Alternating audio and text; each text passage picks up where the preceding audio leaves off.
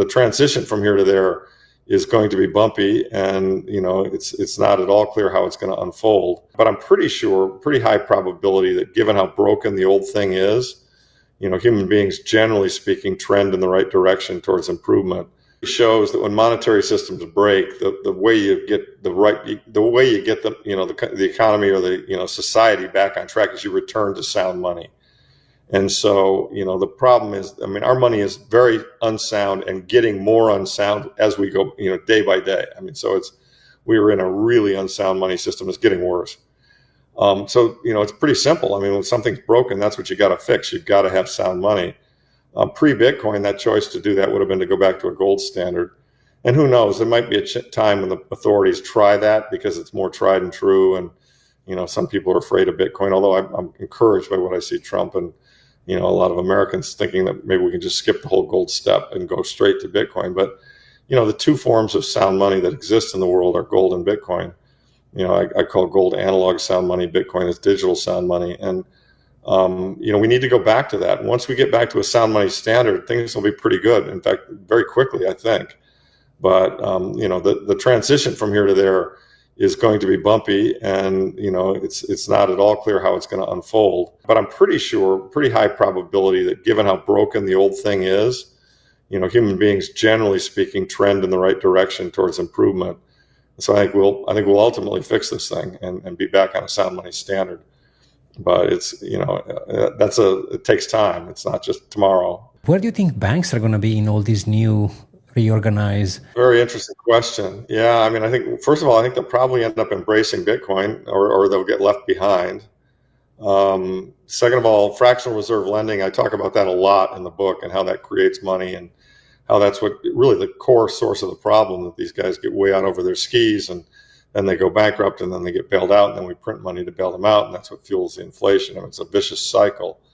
I think the banks will be restrained. I think that if we really do return to a sound money standard, banks won't be able to lever themselves up. And in fact, in the book, I call for, abolishing the Federal Reserve and abolishing FDIC and basically having no backstop on the banks, so that a bank would have to behave in a responsible manner. And if they didn't, they'd go bankrupt. And if they went bankrupt, all the depositors in that bank would lose. And so there'd be a real incentive, for them to behave well, as opposed to the incentives that we now have, which create a lot of what we call moral hazard, where they just say, hey, who cares? I can be, like they did in '08, I can be extremely aggressive, make as much money as possible. When the whole thing blows up, they'll just bail me out. Therein lies the problem, right? That bailout costs everyone else money because they print that money to bail them out. They get saved, and we all pay more for gasoline and food. It's just that simple. There's no question that Bitcoin is superior to gold in every respect. And I believe Bitcoin is digital gold, and we live in a digital world. I think Bitcoin will replace gold fully. However, not tomorrow. 8 billion people know that, gold is sound money.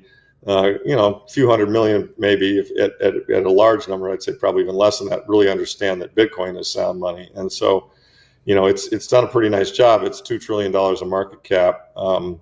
Gold is closer to 18, as you say, although not all of the gold's tradable. You kind of consider the central bank gold, the antiquities gold, the gold that's on women's necks in the form of jewelry. Of course, that could be tradable. You could melt down your gold necklace, but the tradable gold is more like 4 to 5 trillion. But I think as money shifts out of other assets, both Bitcoin and gold can win, and I think both of them are going to go up in price. Just Bitcoin a lot faster, and because Bitcoin's got they both benefit from monetary debasement, but Bitcoin's got an adoption curve going on too.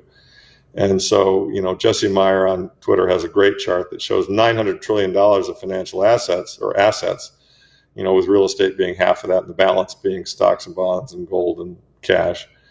And, we're at 2 trillion. So it's 0.2% of 1% is currently Bitcoin. So we got a long way to go. Bitcoin could do a 10 bagger from here, which would imply that we'd be at $1 million a coin, and we'd still only be 2% of total global assets. So this is the soundest form of money ever invented. So I think Bitcoin is going to do a 10 bagger, and I think it's going to do a 10 bagger again. But, on what time frame, I don't really know. I use this kind of a lower end base case, the power law model, because it's got a lot of correlation looking backwards.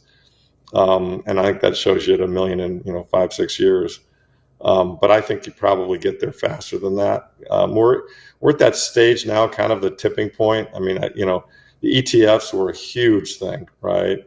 And now we've got a president and administration that's crypto friendly and Bitcoin friendly. Things I heard when I was at MENA, you were there too, are that the strategic reserve is something they're going to do.